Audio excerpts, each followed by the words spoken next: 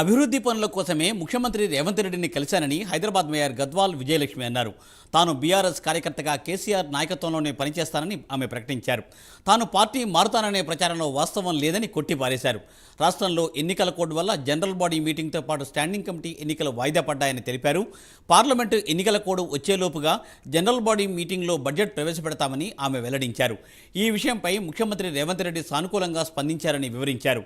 ఈ విషయంపై GHMC commissioner Ronald రాస్తో CM మాట్లాడారని ఆమె వివరించారు. అందరికీ నమస్కారం. అయితే ఒక బాధ్యత గల మేయర్గా ఈరోజు గౌరవ ముఖ్యమంత్రి రేవంత్ రెడ్డి గారిని ఆయన నివాసంలో కలవడం జరిగింది. 3 ఇష్యూస్ మీద. ఒకటేమో స్టాండింగ్ కమిటీ ఎలక్షన్స్ గురించి, రెండోదేమో జనరల్ బాడీ కండక్ట్ చేయాలి అన్న విషయంలో, మూడోది రివ్యూ మీటింగ్స్ గురించి.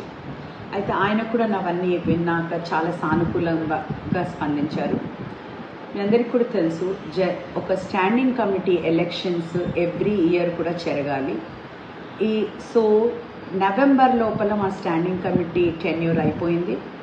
సో ఎలక్షన్స్ ఇమీడియట్గా జరగవలసి ఉండే, కానీ కోడ్ వలన, ఎమ్మెల్యేస్ కోడ్ వలన ఎలక్షన్ జరగలేకపోయింది. అదేవిధంగా జనరల్ బాడీ మీటింగ్ కూడా మాది ఆగస్ట్ లాస్ట్ అయింది. Every 3 months general body meeting కూడా జరగవలసింది. అయితే ఇప్పటి వరకు 5 months కూడా అయిపోయింది, జనరల్ బాడీ మీటింగ్ జరగలేదు. అందరికీ నమస్కారం. అయితే ఒక బాధ్యత గల మేయర్గా ఈరోజు గౌరవ ముఖ్యమంత్రి రేవంత్ రెడ్డి గారిని ఆయన నివాసం